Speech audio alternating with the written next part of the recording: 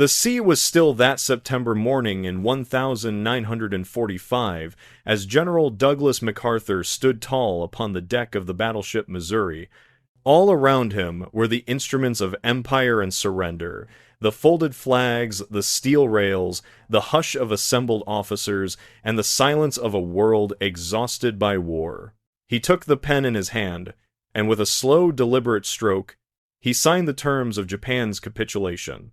Cameras clicked, flags rippled, and in that moment the world believed peace had been restored. Yet history is rarely so neat, and the man at the center of it, so commanding in presence, carried within him a vision of destiny not yet fulfilled. What if, instead of stepping back into the shadows of command, Douglas MacArthur had walked straight into the White House just 3 years later? Before we begin this journey, I invite you to think about where you are listening tonight. Perhaps in your living room, or alone in bed, or in some quiet corner of the world. Wherever you are connected to millions of others through the memory of our shared past. This channel, World History Reversed, is a place for exploring those hidden paths history might have taken. If you wish to support and continue this exploration, I kindly ask you to press the subscribe button. Now, let us drift together into a different 1948 and imagine what America might have been under the unexpected presidency of General Douglas MacArthur. The year is 1948. The streets of Washington bear the usual clatter of cars and the rustle of newspapers hawked at the corners, but beneath the surface hums a deep uncertainty. The United States, triumphant from victory in the Second World War, now finds itself facing a colder, subtler enemy, the looming shadow of the Soviet Union. Europe lies in ruins, Asia trembles in the wake of collapse, and at home President Harry Truman struggles with unpopularity. His approval ratings sag, his policies appear cautious, his manner plain and unadorned. Many Americans admire Truman's honesty, but they long for a figure of grandeur, a man who seems larger than the moment, someone who embodies authority and destiny. Into this restless atmosphere steps Douglas MacArthur. Picture him in his crisp khaki uniform, his famous cap with its gold-embroidered visor catching the light, sunglasses dark as mirrors hiding his eyes. To some, he is the hero of the Pacific, the architect of victory, the man who returned to the Philippines as he promised.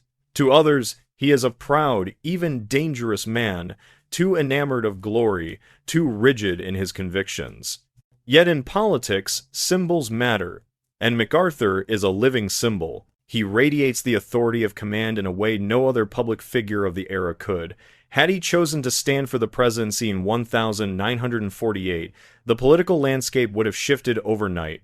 The Republican Party, fractured between the moderate Thomas Dewey and the conservative Robert Taft, might have turned to MacArthur as a unifying candidate. His name carried weight beyond party lines.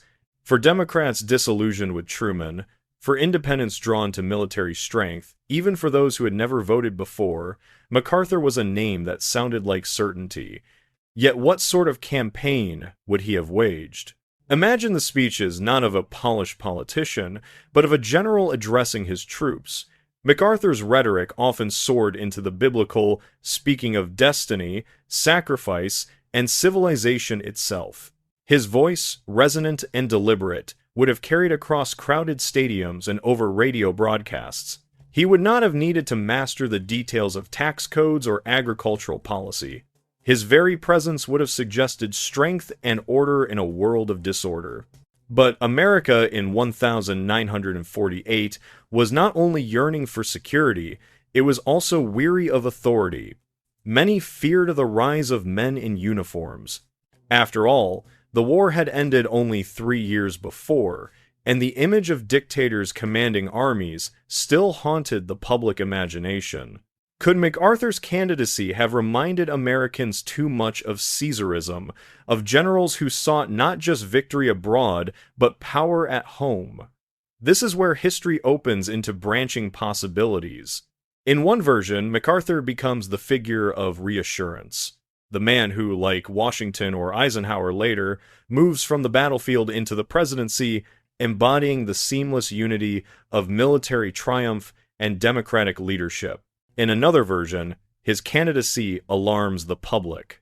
They wonder whether a general who commanded empires can bend himself to the give and take of civilian politics.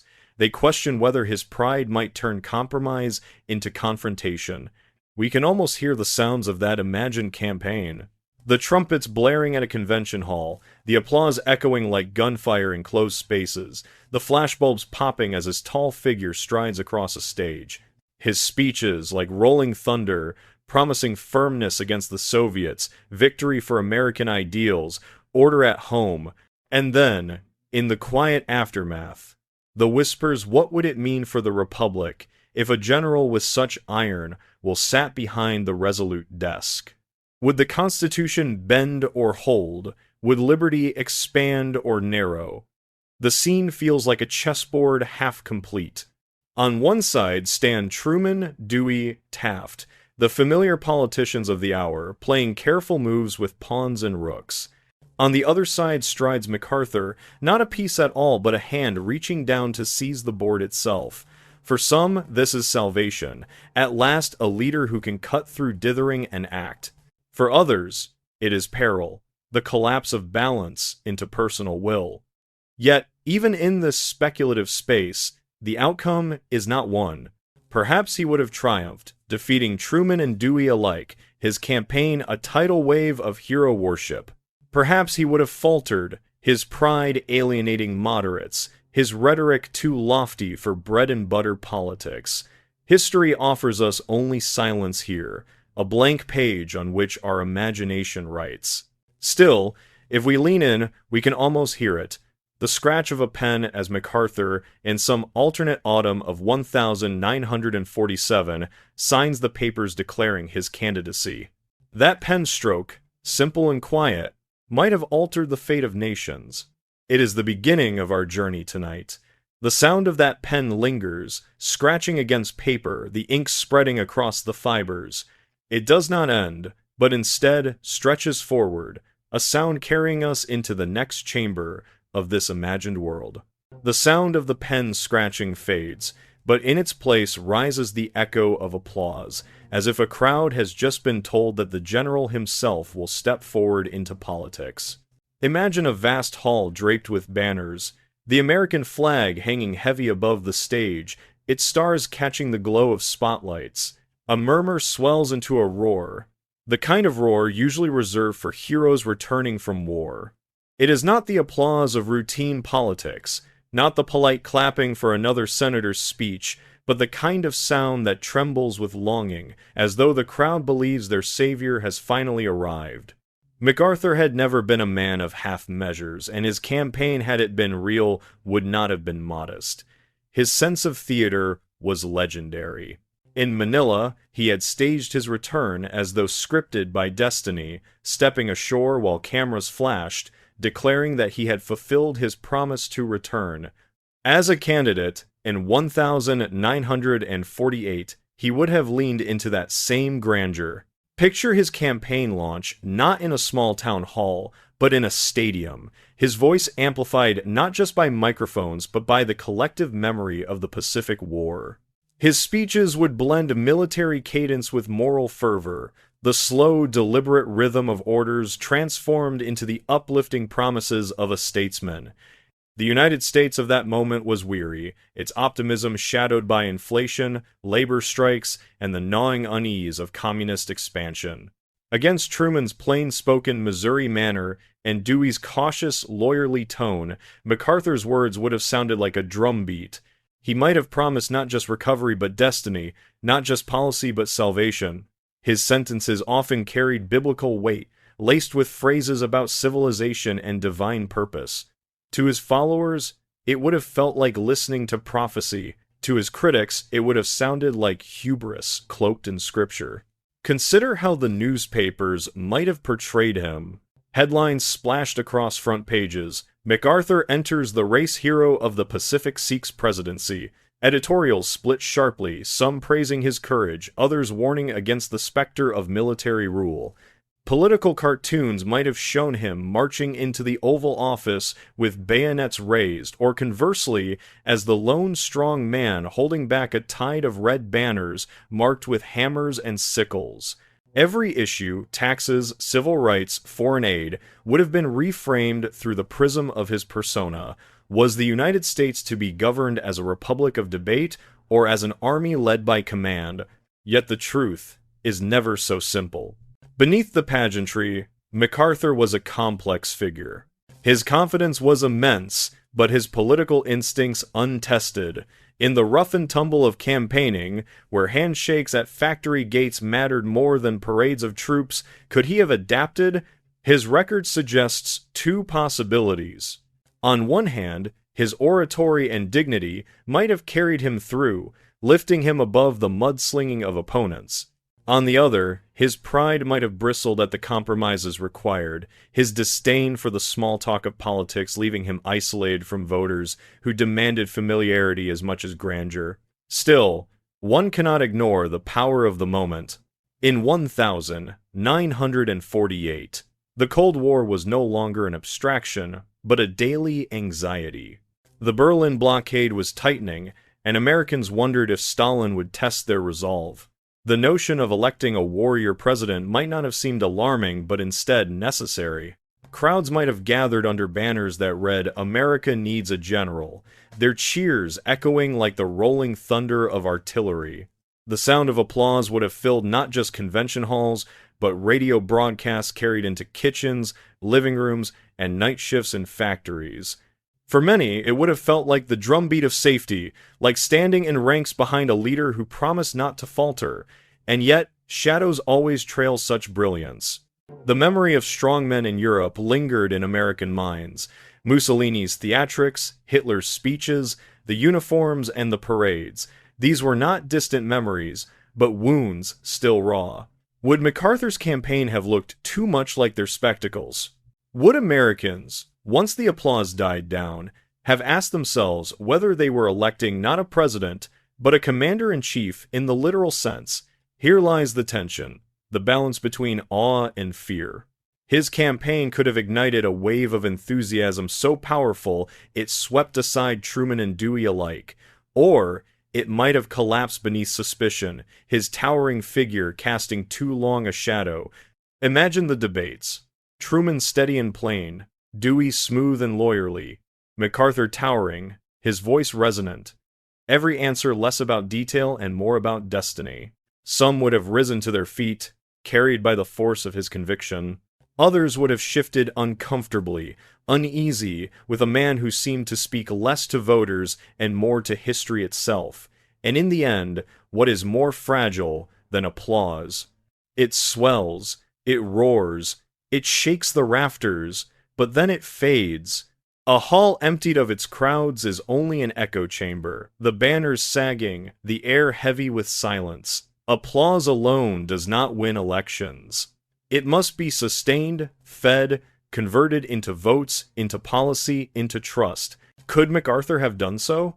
The possibilities remain suspended, like dust motes in a shaft of light, neither settling nor vanishing.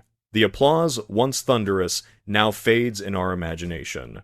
It lingers only as a ghostly echo, a reminder of what might have been, and as it fades, silence expands, a silence in which one hears not the roar of the crowd, but the quiet footsteps of a man walking alone, his boots tapping against polished marble floors, carrying him deeper into the halls of imagined power.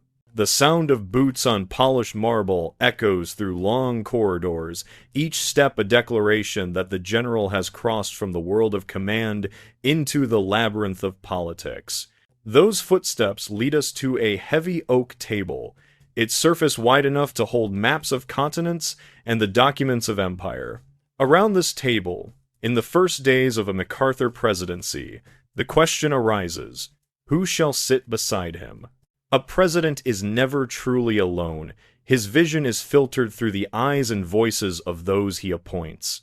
And so, in this alternate 1948, we must imagine the composition of his cabinet, the cast of figures who would help translate his grandeur into policy. Would he surround himself with generals, men in uniform whose loyalty was proven on distant battlefields. Perhaps the likes of Omar Bradley or Matthew Ridgway, steady commanders of the war, would have been called into civilian roles, not merely as advisors but as guardians of his vision. Or would he have reached beyond the barracks to bring in civilians who could temper his military instincts? The choice matters, for in that mixture of soldier and statesman lies the balance between democracy and discipline. MacArthur had always carried himself with the authority of command, but the presidency is a different sort of battlefield. The oak table of the cabinet room is not a war council. It is a stage for debate, persuasion, compromise. Picture him at its head, his cap set aside, his eyes hidden by dark glasses even indoors, his voice deliberate, issuing directives as though orders. Around him, secretaries and advisors shift uneasily. Some nod eagerly, eager to bask in his aura of certainty. Others hesitate, sensing that the machinery of civilian government grinds slowly, not with the precision of a regimented march, but with the friction of argument. Imagine the discussions in those first weeks. The Secretary of State proposes cautious dialogue with the Soviets. MacArthur leans forward, his voice sharp, warning that appeasement is a poison that rots nations from within. The Secretary of the Treasury argues for moderation in spending. MacArthur replies that strength is the only true economy, for weakness costs more than any deficit. The Attorney General raises concerns about civil liberties in the face of internal communist threats. MacArthur counters that order is liberty's guardian. Each exchange echoes not just in the room, but across the nation, shaping how Americans perceive their new leader. The oak table becomes a battlefield of words, and the air thickens with tension. Would his cabinet fracture under the weight of his will, with dissenting voices silenced or dismissed? Or would he, as some speculate, have surprised his critics by blending his martial authority with unexpected pragmatism, choosing capable civilians who could steady his hand? History leaves us only with shadows of possibility. And yet, consider the broader picture. In 1948, America was reconfiguring its place in the world. The Marshall Plan was taking shape, NATO was soon to be born, and the challenge was not merely military but economic, diplomatic, ideological. Could a man steeped in the hierarchy of the military adapt to the fluidity of alliances and the patience of negotiation? Perhaps his cabinet would have become a mirror of his personality. Bold, uncompromising, visionary. Or perhaps, out of necessity, it would have evolved into a counterweight, a group of cautious advisors resisting his more dramatic impulses. The imagery here is of maps spread across the table, their surfaces marked with lines and pins, oceans stretching between continents, arrows drawn across seas. MacArthur, long accustomed to directing campaigns with such maps, would now confront a different kind of geography, political, social, cultural. Every line drawn by his hand might ripple across millions of lives. The oak table creaks under the weight of not paper and ink alone, but of possibilities too vast to measure. We must not forget the atmosphere outside those chambers. The press hungered for stories of power. The public yearned for signs of stability. Who MacArthur chose as his closest advisors would signal his true intentions. A cabinet of generals would alarm civil libertarians. A cabinet of civilians might disappoint those who expected decisive military vigor. Either way, each appointment would become a headline, each name a clue to the puzzle of what kind of president this general intended to be. Somewhere in those first months, amid the bustle of transition, we might imagine him pausing alone in the cabinet room, the others gone, the table empty save for a single globe resting in the corner. He spins it slowly, the continents blurring under his hand. Does he see them as theaters of war, as opportunities for peace, or as stages for his own destiny? The globe turns, the boots tap lightly against marble as he moves, and the air fills with the quiet tension of a man unused to waiting, now bound to a system that thrives on patience. And so, this part of our imagined history closes not with a definitive cabinet assembled, but with the sound of those boots again, tapping against marble floors as MacArthur rises from the oak table and walks toward the next chamber of decision. Their rhythm is steady, but the space around them has grown colder, as though the air itself has frozen in anticipation of what will come. From the tapping of boots, we begin to sense another sound, sharper, more brittle, the spreading cracks of ice across a river in winter, signaling the arrival of the Cold War in sharper relief. The cracks spread across the frozen river, sharp and deliberate, like lightning etched upon the surface of ice. Each fissure widens with a brittle snap, a reminder that beneath the stillness lies something restless, something waiting to surge. So too in 1948, the Cold War was no longer a mere metaphor, but a presence seeping into every corridor of power, into every whispered conversation of diplomats and generals. With MacArthur as president, the ice between East and West would have carried a different weight, and the cracking of it might have come sooner, louder, more dangerous.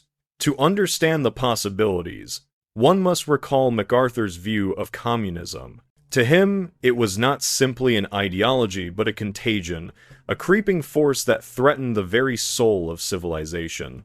In his speeches and private writings, he described it in near-apocalyptic terms, as though it were not merely a rival but an existential enemy.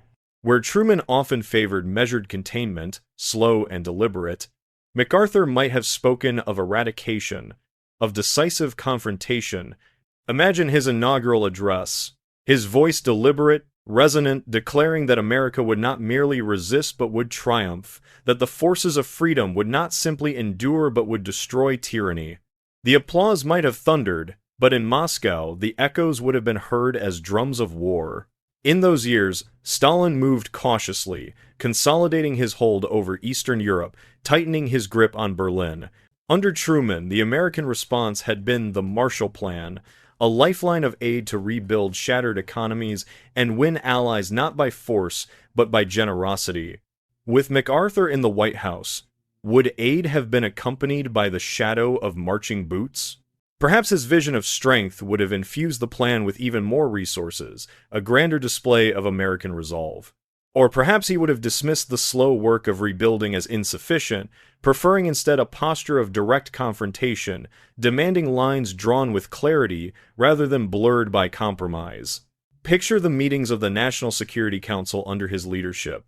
Maps of Europe spread once again across oak tables, pins marking not battlefronts but occupied capitals. Warsaw, Prague, Budapest. Advisors speak of patience, of diplomacy, of steady pressure. MacArthur interrupts, his voice like the crack of that ice, sharp, undeniable. The only language tyranny understands is strength. In that moment, the tone of American foreign policy shifts. Would allies like Britain and France feel reassured by his firmness, or unsettled by its intensity? Would they see in him a shield, or a sword poised too close to the edge? The ice metaphor deepens as we consider Berlin. In 1948, Stalin's blockade cut off the city, and Truman answered with the airlift, a daring but cautious gesture of defiance that supplied the city without firing a shot. Under MacArthur, might the response have been different? Imagine American convoys rolling toward the checkpoints, soldiers in uniform staring down their Soviet counterparts. Imagine MacArthur declaring that no blockade would stand, daring Stalin to make the first move. Would it have broken the ice with a shattering confrontation, perhaps igniting a war no one wished to fight?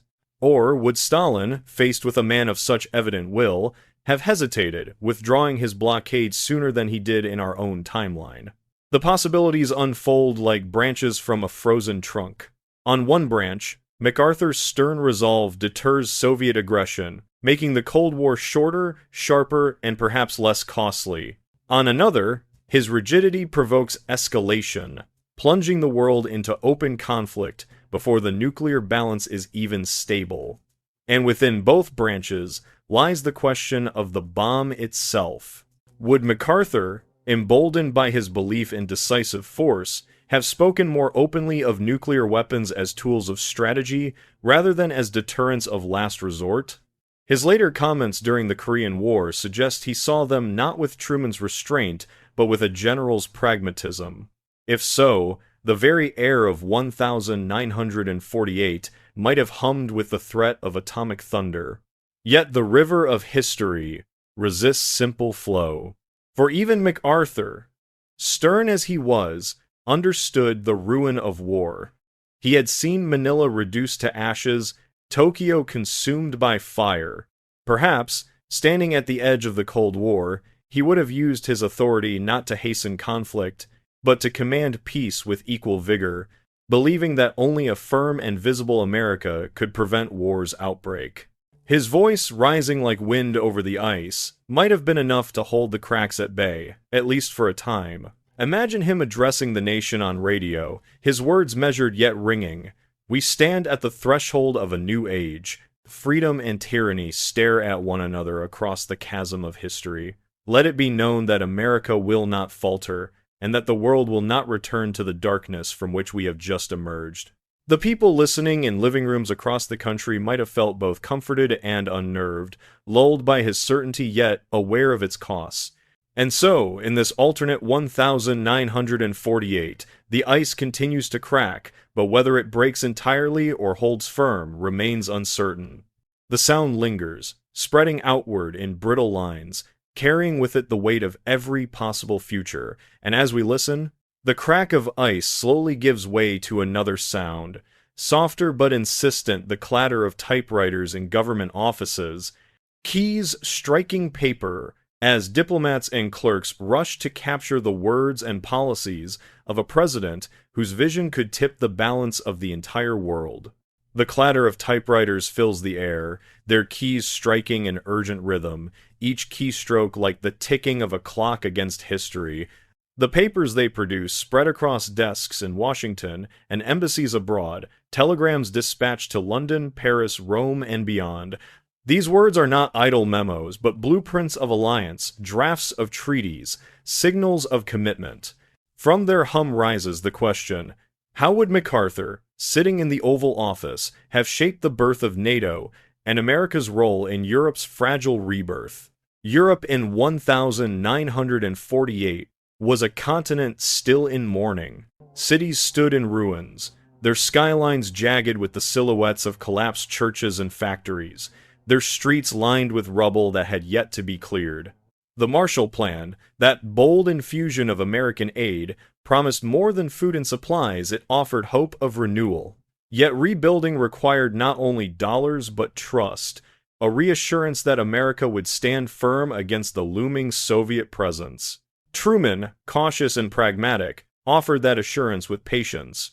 MacArthur, in contrast, would have carried himself with the bearing of a commander inspecting a front line. Imagine him walking through the streets of Berlin, his steps echoing in the rubble, his gaze lifted not only to the broken walls, but to the horizon of what might be rebuilt. To Europeans weary of indecision, his presence alone might have felt like a guarantee that America's promise was ironclad. Would he, then, have driven NATO into existence more quickly, insisting that the nations of the West unite under the unmistakable command of American leadership? Perhaps his influence would have given the alliance a sharper edge, less a pact of diplomacy and more a shield of arms. American generals might have been stationed in European capitals sooner, their uniforms visible reminders that the Atlantic was no barrier to solidarity. This could have reassured allies, bolstering their confidence, but it might also have provoked unease. Would the French, proud of their independence, have accepted a NATO that bore the stamp of MacArthur's commanding hand?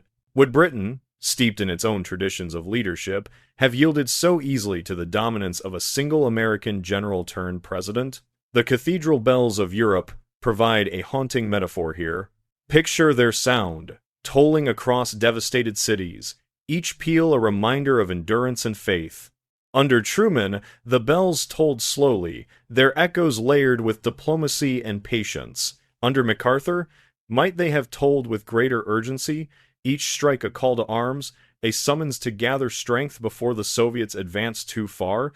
The bells would have rung in Westminster, in Notre Dame, in Cologne, carrying their tones across ruined bridges and silent factories.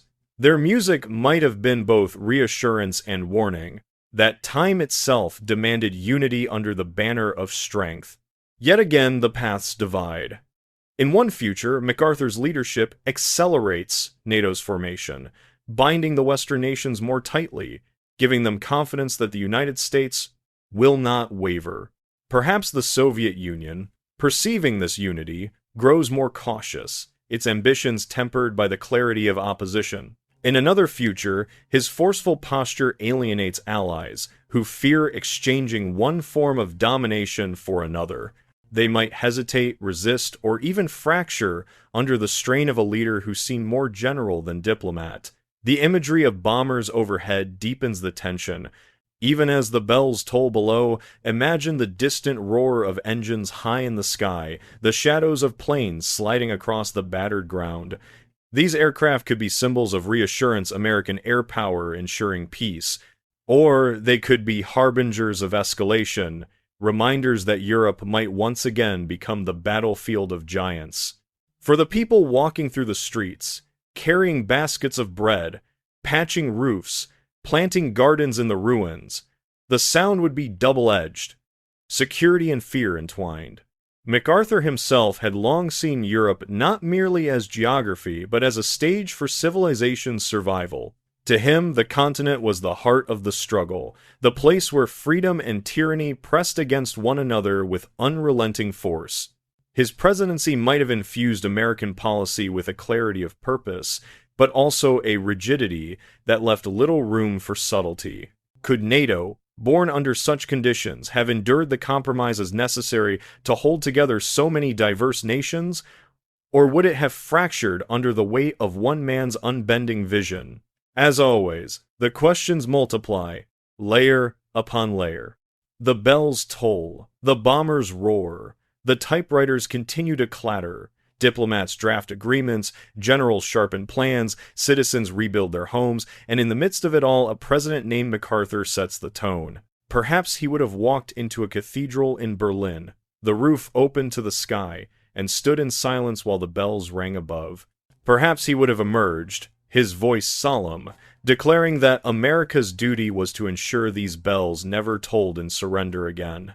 And so we leave this part of the story with the bells fading, their echoes swallowed by the steady roar of engines overhead. The sound of bombers, distant but insistent, carries us forward, their flight path arcing eastward toward another theater of possibility, the frozen hills and divided lines of the Korean Peninsula, where MacArthur's presence as president might have changed history before it even began.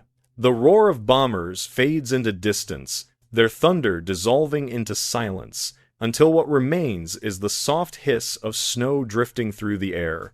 The flakes fall gently upon the Korean Peninsula, blanketing the rugged hills and villages in quiet white. At the 38th parallel, the snow rests upon barbed wire and guard posts, softening their edges but not their purpose. It is here, in this frozen landscape, that the first sparks of a future conflict wait, though in 1948 they are not yet ignited. And in this imagined world, President Douglas MacArthur peers across that line of division with eyes sharpened by war, wondering whether to leave the snow undisturbed or to march across it before footprints appear on the other side. Korea at that moment was fragile, a country torn in two by the decisions of larger powers. In the South, Syngman Rhee's government struggled to assert authority, plagued by poverty and unrest. In the North, Kim Il-sung consolidated power under Soviet guidance, his regime already bristling with soldiers trained and supplied by Moscow. The line between them was not peace, but pause, a seam sewn hastily at the end of World War II. Truman, cautious and weary of further entanglement, sought to manage the division with aid and limited support. But MacArthur, in our alternate vision, might have viewed Korea less as a distant problem and more as a critical front line, a battlefield where the future of Asia would be decided. Imagine him convening his advisors in the Oval Office, a large map of Korea unrolled across the desk. His hand traces the line at the 38th parallel, his voice deliberate. This is not merely a border, it is the very frontier of freedom against tyranny. Such words, if spoken, would carry a gravity that could shape American policy. Under his leadership, might American troops have been stationed more heavily in the South long before the outbreak of war? Could his presence as president have deterred Kim from ever attempting an invasion? Or conversely, would his assertive posture have provoked the North, accelerating the conflict years earlier? The snow continues to fall in our imagination, muffling the sounds of distant villages, covering the scars of occupation and division. Yet beneath it, tension stirs. Farmers till fields beside soldiers drilling in icy courtyards. Children walk to school past walls plastered with propaganda. The people of Korea live in the shadows of giants, their fate entangled with decisions made in Washington and Moscow. If MacArthur, architect of the Pacific Campaign, were also architect of American policy, would he have seen Korea as unfinished business, a fragment of the war yet to be resolved? The possibilities branch like footprints in the snow. On one path, MacArthur commits greater resources to the South, fortifying it with military aid, advisors, and perhaps even defensive treaties. His firm presence deters aggression, and the war that consumed Korea in 1950 never begins. The peninsula remains tense, divided, but spared the devastation of 3 years of fire and blood. On another path, his assertiveness alarms the North and its Soviet patrons, prompting a preemptive strike before the South grows too strong. The snow of 1949 might have been trampled by boots and tanks sooner, the land scarred by battles fought years ahead of schedule. Yet there is a subtler possibility still, that MacArthur, for all his martial vigor, might have chosen patience. Having witnessed the destruction of Tokyo and Manila, might he have recognized that Asia could not endure another war so soon? Perhaps he would have emphasized reconstruction, pouring resources into South Korea's economy, believing that prosperity itself was the best defense against communism. His pride, so often associated with glory on the battlefield, might have found satisfaction in building a fortress of prosperity rather than ruins of conquest.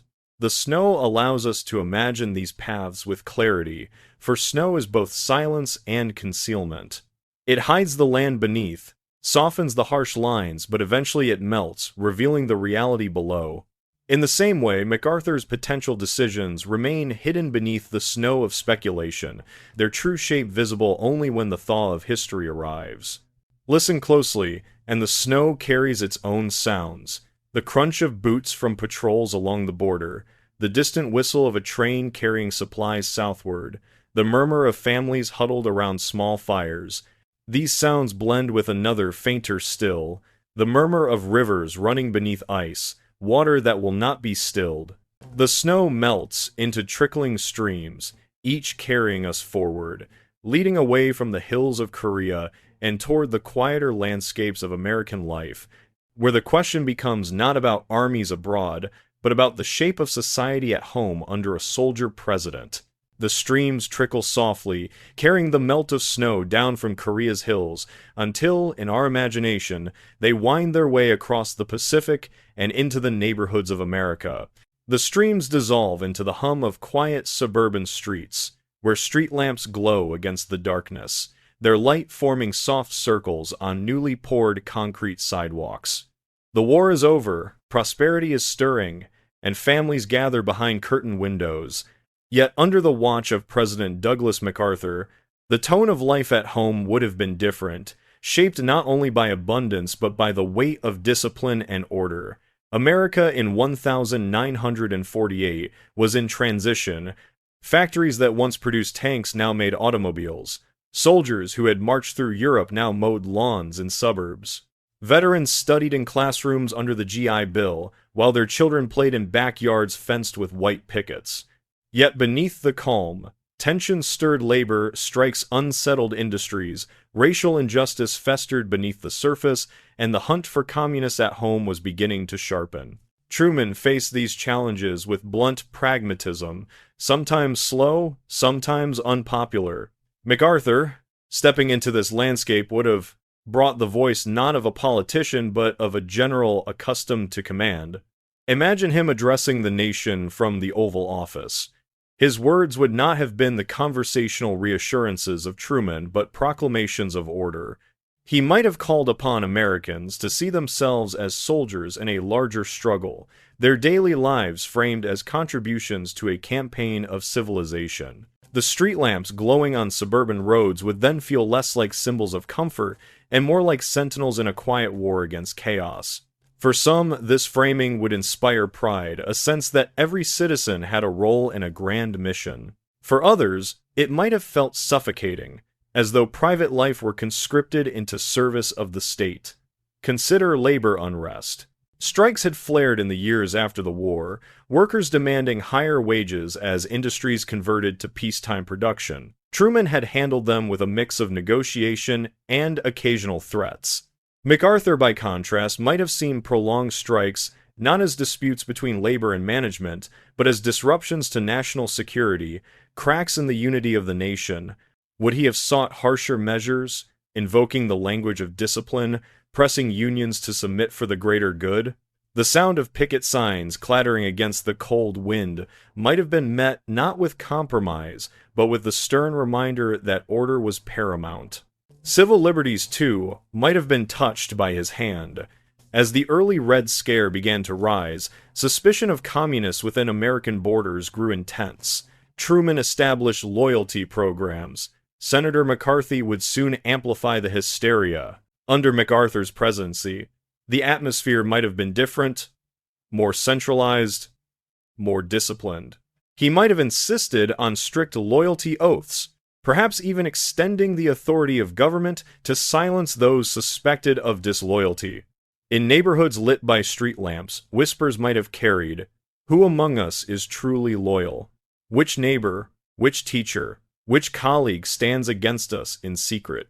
And yet, MacArthur was not a simple tyrant. His belief in duty and honor ran deep. It is possible that, while stern, he might also have appealed to higher ideals, urging Americans not merely to fear, but to take pride in their shared mission.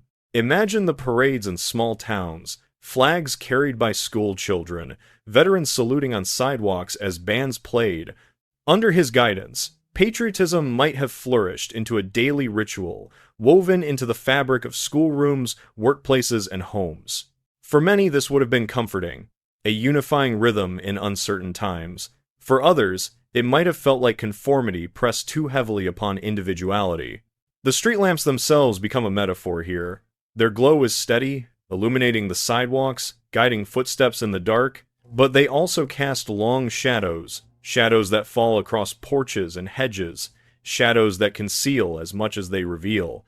Under MacArthur's leadership, American society might have gleamed with the visible light of unity and order, while in the shadows grew anxieties about liberty, dissent, and personal freedom. Still, there is poetry in imagining his presence at home. Perhaps he would have visited factories, walking slowly through assembly lines as workers paused to salute. Perhaps he would have stood at graduation ceremonies, his speeches elevating young Americans to see themselves as guardians of a fragile world. His tone, formal and lofty, would have carried a sense of gravity into every corner of civic life. For a generation accustomed to sacrifice and war, this call to disciplined peace might have resonated deeply, but the balance is delicate. Too much emphasis on order, and the glow of the street lamps flickers, casting unease across the quiet streets. Families draw curtains tighter, conversations lower to whispers, and the freedom that defines American life begins to feel narrowed. Too little emphasis, and the promise of MacArthur's authority dissolves, his image as guardian of civilization diminished. The lamp flickers now in our imagination, buzzing with electricity, its light wavering. The glow that once seemed steady quivers as though uncertain, and then for an instant it goes out, plunging the street into darkness. In that darkness lies the doorway to another part of our imagined journey, the Pacific once more, where lanterns drift upon rivers in Japan, carrying the memories of war and the weight of MacArthur's enduring influence abroad. The street lamp flickers, its glow extinguished, and in the darkness another light appears softer, more fragile. Lanterns, delicate and luminous, drift upon a river in Japan, their flames trembling against the evening breeze. The current carries them slowly past wooden bridges and ruined walls, symbols of remembrance for a war only recently ended. In our alternate world, those lanterns also illuminate the figure of Douglas MacArthur, not as the supreme commander of occupation, but as President of the United States, shaping Asia from afar, yet still bound to its destiny. MacArthur's presence in Japan had already been transformative. He had overseen the drafting of a new constitution, the demilitarization of the nation, the reforms that touched everything from land ownership to women's rights. His vision of Japan was paternal, almost imperial, as though he were both guardian and architect of its rebirth. As president, would that vision have extended further, reshaping not just Japan but the entire Pacific landscape? The lanterns drifting down the Sumida River suggest the fragility of that moment. Each small flame a life, a policy, a decision that might flicker or endure.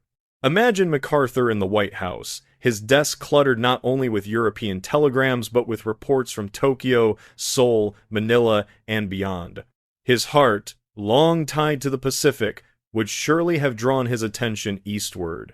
Perhaps he would have accelerated Japan's reconstruction, pressing Congress to invest more deeply, believing that a strong and democratic Japan was the surest bulwark against communism in Asia. Factories rebuilt faster, trade agreements signed sooner, schools modernized with greater urgency.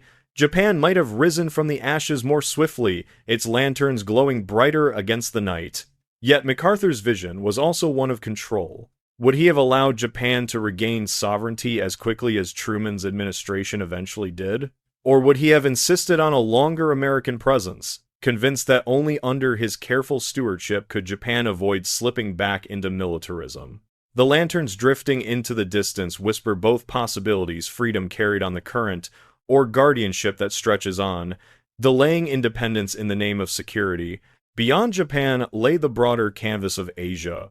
In China, Mao's revolution surged, while Chiang Kai-shek's government faltered. Truman had hesitated to commit fully, wary of being entangled in another vast conflict.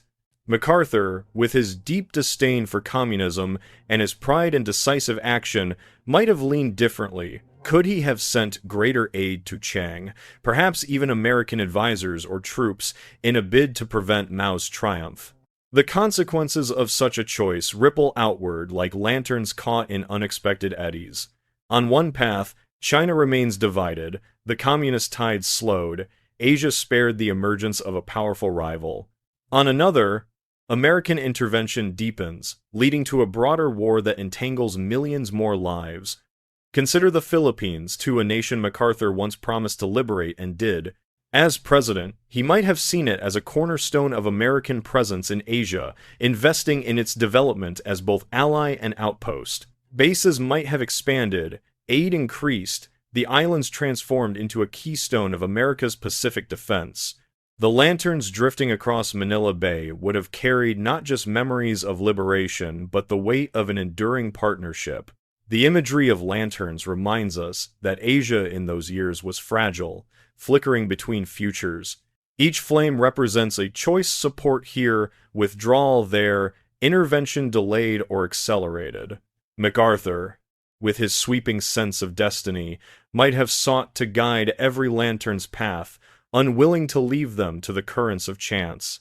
Yet the river flows as it will, and no hand, however strong, can control every current. Perhaps, though, MacArthur's presidency would have elevated Asia's place in American imagination.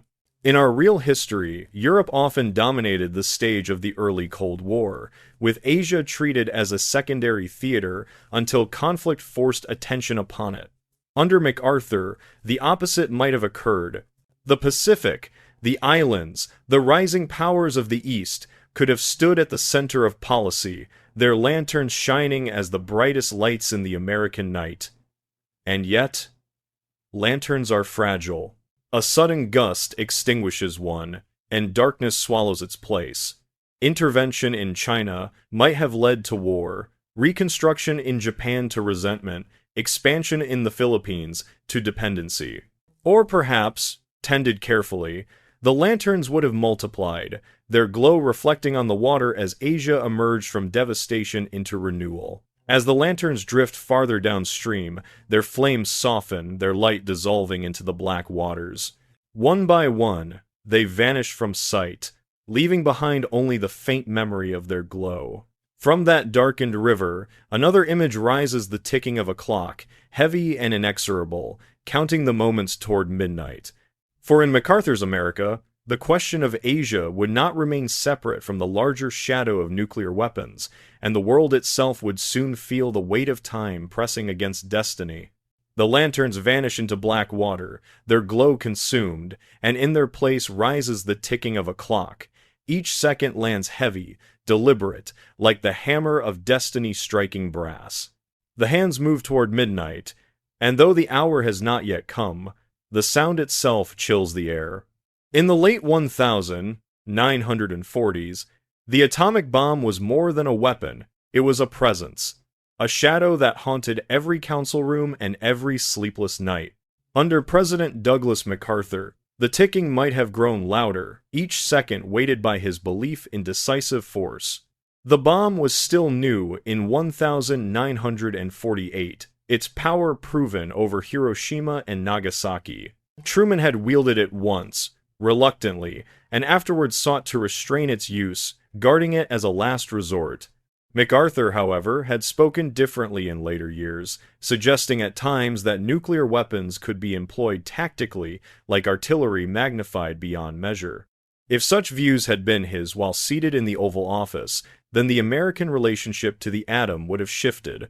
The ticking clock might have felt not only like a warning of apocalypse, but like a drumbeat of readiness, steady and unflinching.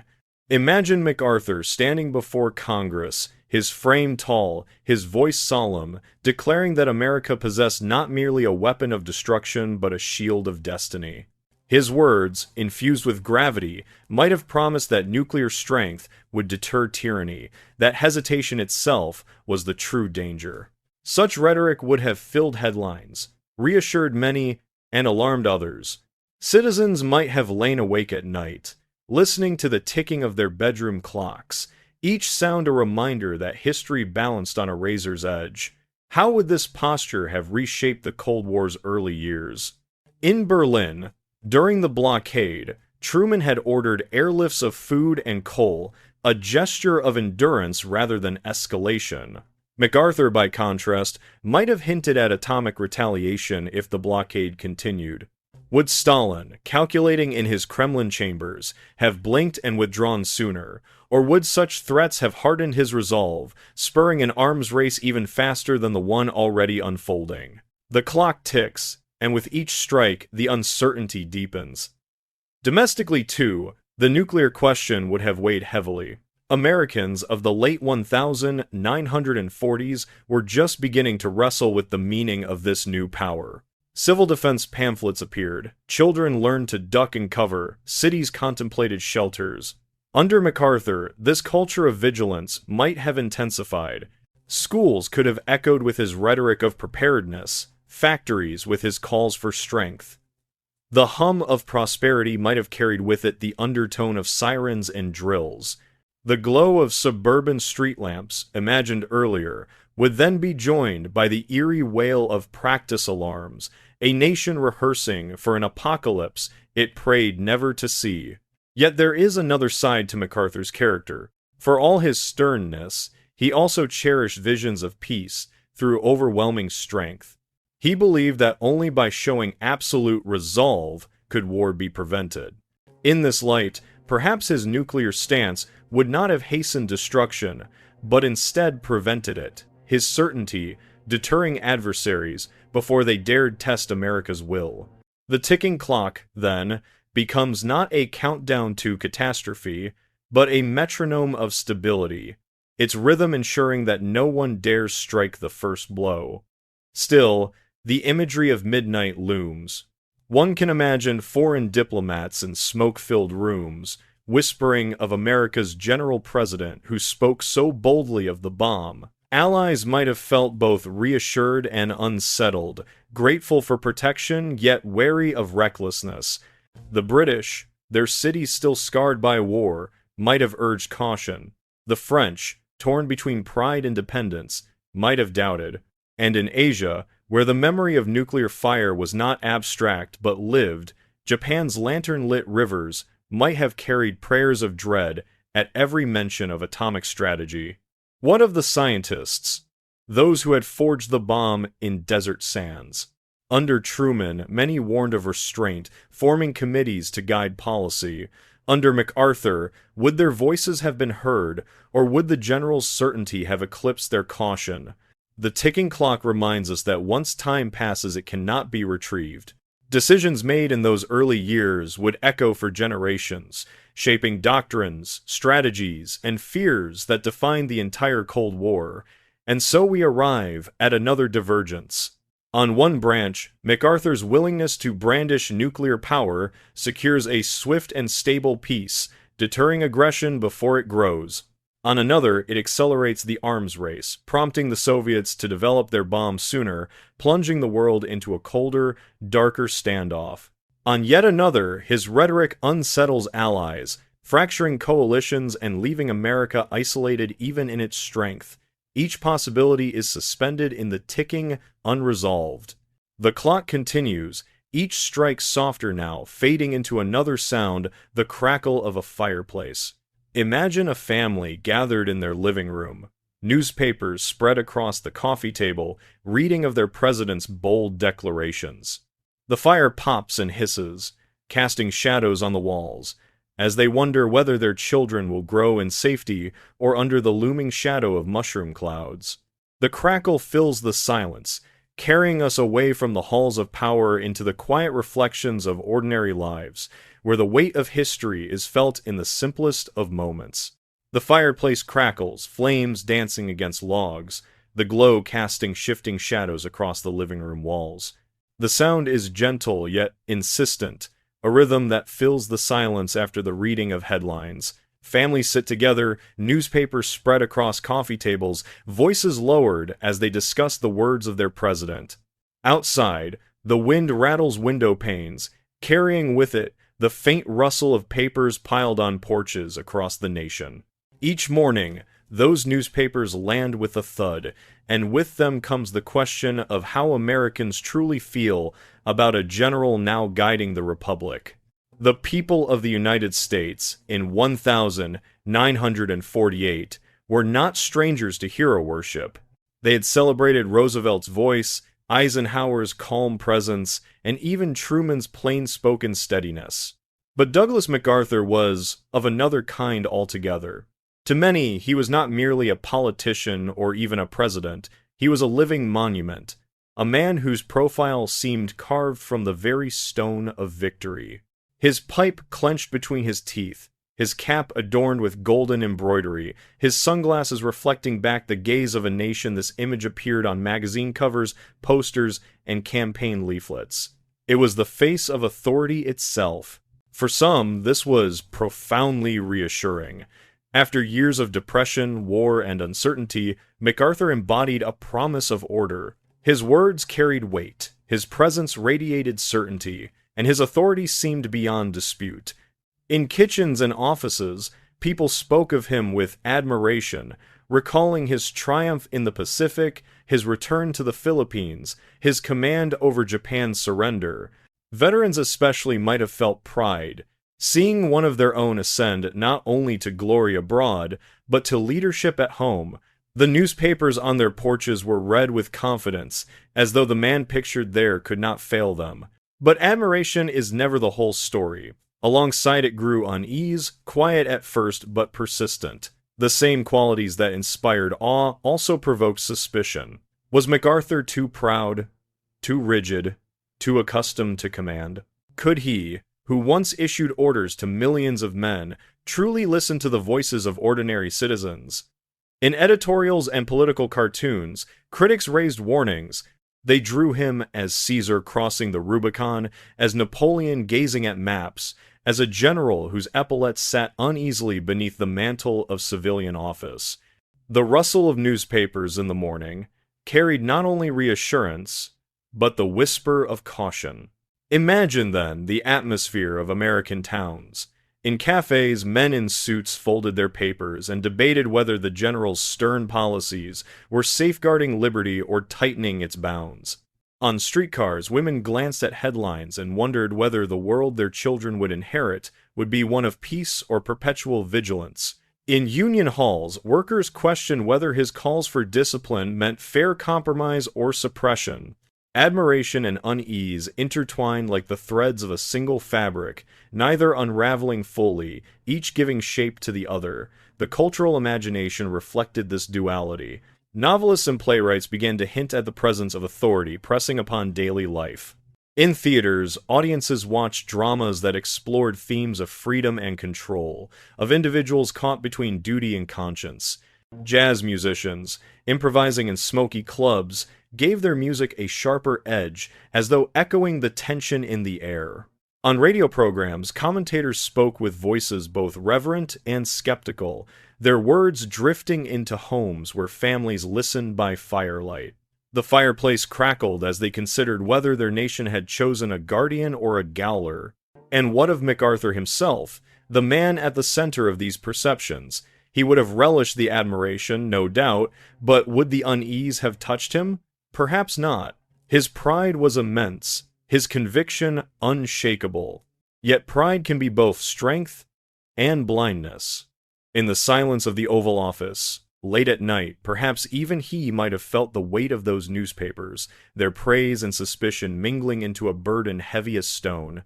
The crackle of a fireplace in his study might have accompanied his reflections, the flames whispering that admiration burns bright but consumes quickly, while unease smolders long after the fire dies. The rustling of newspapers grows louder in our imagination, pages turning, headlines fluttering in the wind, and then the sound shifts, becoming the flutter of wings. Birds lift from telephone wires, startled into flight, their feathers catching the light as they wheel above the rooftops. Their flight is free, untethered, a reminder that beyond admiration and unease lies the unpredictable realm of change. The fluttering wings carry us onward, across the Pacific once again, toward a dragon coiling in mist, the revolution in China that would soon test MacArthur's vision of destiny. The flutter of wings fades into mist, the air thick with a dampness that clings to mountainsides and riverbanks. Within that mist coils a dragon, vast yet indistinct, its scales hidden, its breath rising in clouds that drift over villages and fields. The dragon is China, restless, awakening, its fate in 1949, poised between collapsing old orders and the rise of a new one. In our true history, Mao Zedong and his communists emerged triumphant, while Chiang Kai-shek fled to Taiwan with the remnants of his government. But in our imagined world, with Douglas MacArthur seated in the Oval Office, the mist shifts, the dragon's path altered by the will of a president who saw Asia not as distant, but as destiny. MacArthur had long regarded China as central to the balance of power in the Pacific. He believed that if the vast nation fell to communism, the entire region might follow, like dominoes tumbling into the abyss. Truman, cautious and pragmatic, hesitated to entangle America too deeply in the Chinese Civil War, fearing the endless cost of intervention. MacArthur, however, might have viewed hesitation as fatal. To him, communism was not a political ideology, but a creeping plague. Imagine his words before Congress, resonant and unyielding. If the dragon of tyranny rises unchecked in China, it will breathe fire across Asia and beyond. We must not allow this flame to spread. What form might his intervention have taken? Perhaps greater aid to Chiang Kai-shek's ships, laden with supplies, crates of rifles and ammunition, sacks of grain and medicine arriving in Chinese ports under the banner of American resolve. Perhaps military advisors dispatched in greater numbers, guiding nationalist forces in strategy, discipline, and logistics. And perhaps, in darker possibilities, the presence of American troops themselves, their boots pressing into Chinese soil, their bayonets glinting beneath gray skies. Each action carries its own chain of consequence, each possibility branching outward like the coils of the dragon itself. On one branch, MacArthur's support strengthens Chiang enough to hold key cities to prevent Mao's forces from sweeping the mainland. The Republic of China endures, battered but unbroken, its government surviving not only on Taiwan, but on larger stretches of the mainland. Asia tilts differently, the Cold War map redrawn. On another branch, intervention deepens but falters, entangling the United States in a civil war vast beyond reckoning, draining lives and treasure, provoking Soviet countermoves. The dragon, instead of being contained, thrashes more violently, its fire spreading faster than before. The mist over China carries images of ordinary people caught in the tide. Farmers in fields, their harvests taken by armies, children in villages, hearing the distant echo of gunfire, soldiers marching on muddy roads, banners flapping in cold winds. For them, the decisions made in Washington would not be abstractions, but matters of survival. Would MacArthur's firmness have saved them from years of revolutionary upheaval, or would it have prolonged their suffering, dragging their land deeper into bloodshed? The dragon's breath obscures the answer. And beyond the battlefield lies diplomacy. Stalin watched China closely, supporting Mao with calculated caution. If MacArthur had chosen decisive intervention, Stalin might have responded more boldly, sending greater aid, perhaps even daring a confrontation with American forces. The dragon's coils then twist into knots of global peril, where Chinese mountains become the tinderbox for World War. Yet another possibility emerges. Stalin, wary of MacArthur's fierce resolve, withdraws, unwilling to risk direct clash, leaving Mao weakened and China fractured. The mist thickens, and within it all paths remain suspended. There is also the question of MacArthur's pride. He had once lived in Manila, breathed the air of Asia, seen himself as a figure woven into its destiny. As president, would he have viewed China's struggle as a personal mission? Might he have believed that only he could prevent the fall of Asia, that his hand upon the wheel of history was divinely appointed? If so, his policies might have carried not only strategic calculation, but the weight of personal conviction, driving America deeper into China's turmoil than any cautious president would dare. Yet lanterns still glow faintly in the mist, reminders of another possibility. MacArthur, for all his sternness, understood spectacle and symbolism. He might have used aid and rhetoric to bolster Chiang without plunging into full-scale war, wielding America's presence as psychological force rather than military conquest. Perhaps his voice, amplified through broadcasts and headlines, would have reassured allies, deterred enemies, and inspired nationalists enough to hold the line. The dragon, then, might not have been slain nor fully unleashed, but merely held at bay, coiled in uncertainty. As the mist swirls, the dragon's breath shifts again, and we glimpse the Capitol dome back in Washington. Shadows cross its marble, elongated by the setting Sunday. The debates within those halls would be fierce. Senators warning of quagmires, congressmen demanding restraint, citizens protesting new wars even as others cried for firmness. Could MacArthur, master of command, master also the art of persuasion in civilian politics? Would Congress obey his urgency or resist it, forcing compromises that blunted his resolve? The dragon coils tighter, its form unresolved, and we, like the people of that time, can only wonder which breath would come next, fire or silence. The mist grows thicker, swallowing the dragon from sight. Its coils dissolve into formless shadow, and in the distance we hear another sound, softer but insistent, the shuffle of papers, the measured voices of senators, the steady hum of debate beneath the Capitol dome. From the dragon's breath, we pass into the world of Washington elites, where generals must learn the language of compromise, and where the grandeur of vision is tested against the machinery of politics. The shuffle of papers rises, a steady rhythm beneath the vaulted ceilings of the Capitol. Voices murmur, some clipped with urgency, others stretched with drawling patience, the sound of senators and representatives debating bills line by line, clause by clause. Outside, the setting sun throws long shadows across the dome, its marble glowing gold for a moment before fading into gray. These shadows lengthen, stretching over the city's avenues, as if to remind that in Washington, every vision, no matter how radiant, must pass beneath the shade of compromise. For Douglas MacArthur, now imagined as president, this was the battleground least familiar to him, the politics of negotiation, persuasion, and give and take. MacArthur had commanded armies, not committees. He was accustomed to issuing orders, his words carried out with precision by officers and men who understood that obedience meant survival. In the halls of Congress, however, no command could compel obedience. Senators were not subordinates, but rivals, each with their own pride, constituency, and ambition. The oak tables of hearing rooms were not like the war councils he once led. They were arenas of maneuver where power lay in persuasion rather than authority.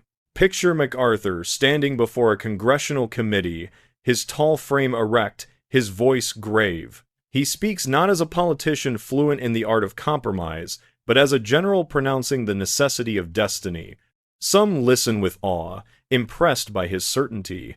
Others bristle, sensing arrogance, unwilling to bend to the authority of a man who seemed to think himself above debate. The very grandeur that had carried him into the presidency might have become his greatest obstacle. In the smoke-filled rooms where deals were struck, where hands clasped and bargains were made, MacArthur's pride might have found little room. Would he have lowered himself to the endless conversations, the patient courting of votes, the delicate balancing of factions? Or would he have sought to bypass it all, appealing instead directly to the people, carrying his case over the heads of legislators through speeches, radio addresses, and public spectacle? If so, Congress would not have taken kindly to such circumvention. The shuffle of papers might then have grown louder, more hostile, as lawmakers sharpened their pens not in agreement but in resistance. The political elites of Washington were practiced in the art of survival. They had weathered the storms of Roosevelt's New Deal, endured Truman's plain-spoken appeals, and anticipated the rise of younger figures like Kennedy. Against them, MacArthur stood as both outsider and intruder. He had spent much of his life abroad, commanding in Manila, Tokyo, and beyond. His relationship to Washington had always been uneasy, sometimes hostile. As president, would this tension have deepened? Imagine senators whispering in corridors, questioning whether he truly understood the pulse of American democracy, whether he could be trusted to respect its limits. The Capitol's shadows lengthen not only across stone, but across trust itself. And yet, MacArthur was not without gifts that could sway even the most hardened legislators. His oratory, solemn and deliberate, carried weight that few could ignore. In a chamber where many spoke in rehearsed cadences, his words could fall like thunder. He could evoke images of civilization at stake, of tyranny pressing at the gates, of America's destiny as leader of the free world. For some, this would have been irresistible, a reminder that politics was not only about tariffs and appropriations, but about the very survival of humanity. For others, it would have felt theatrical, out of place in the grinding work of governance. The image of shadows across the dome serves as metaphor. A leader might cast light, but in Washington, light always creates shadow. Every proposal draws opposition, every triumph seeds resentment. For MacArthur, the challenge would have been learning to navigate those shadows without stumbling. Would he have adapted, tempering his pride, learning to listen as well as to command? Or would his disdain for what he once called the little men of politics have led him to dismiss Congress altogether, risking paralysis and conflict within his own government? In our speculation, the possibilities diverge once more. On one path, MacArthur manages to harness his grandeur, persuading Congress to support bold initiatives in Europe and Asia, his authority lending momentum to projects of reconstruction and defense. On another, his rigidity alienates lawmakers, leaving his administration bogged down in deadlock, his vision blunted by the grind of opposition. In yet another, his pride drives him to acts that test constitutional limits, provoking crises that shake the balance of American democracy. The shuffle of papers continues in each possibility, the sound of legislators resisting or cooperating, the hum of democracy grinding on. Beyond Congress, Washington itself, its bureaucrats, journalists, lobbyists would also have tested him. The city thrived on gossip, on leaks, on the slow erosion of certainty. MacArthur, so careful with image, so conscious of dignity, might have found this world intolerable. Imagine him reading a biting editorial in the morning paper, his jaw tightening, his pipe clenched harder between his teeth. Would he respond with silence, rising above the fray, or with fury, lashing out at critics, deepening divisions? The Capitol's dome, glowing at sunset, becomes the stage for these struggles, its beauty unchanging. But beneath it, tempests swirl. And as the day fades, the shadows stretch until night covers the city. The dome remains lit, a beacon against the darkness, but the halls within are hushed, debates adjourned, papers stacked for tomorrow. Out of this stillness drifts another sound, the clack of a typewriter halting mid-sentence, its keys frozen as though words themselves hesitate. For while politics wrangled in Washington, culture beyond those marble walls began to shift as well, reflecting and resisting the presence of a soldier president. And so we move, with that halted typewriter as our guide, into the realm of art, media, and imagination, where MacArthur's influence would have shaped voices as much as votes. The typewriter halts mid-sentence, the clack of its keys falling silent, the ribbon poised but unmoving. It is as though words themselves hesitate, uncertain whether they should continue or remain unsaid.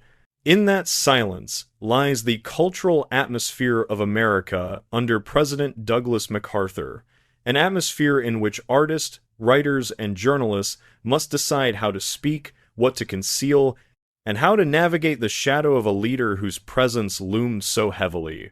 The post-war years were fertile ground for creativity.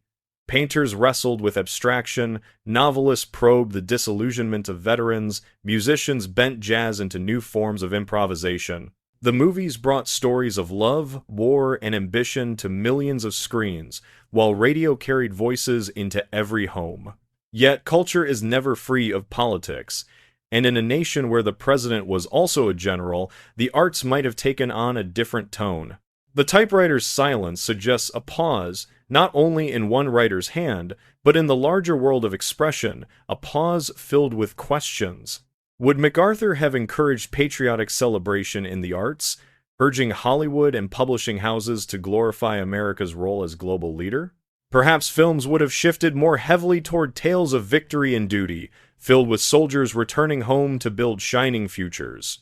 The general president might have praised such works, holding them up as examples of national spirit. The fluttering flags on screen, the soaring orchestras on radio, the glowing lines of editorials, these could have been embraced as cultural counterparts to his political vision. But art also thrives in dissent, in the quiet rebellion of voices unwilling to conform. Under MacArthur, would writers have felt the pressure of loyalty oaths, their publishers warned against promoting works that questioned authority?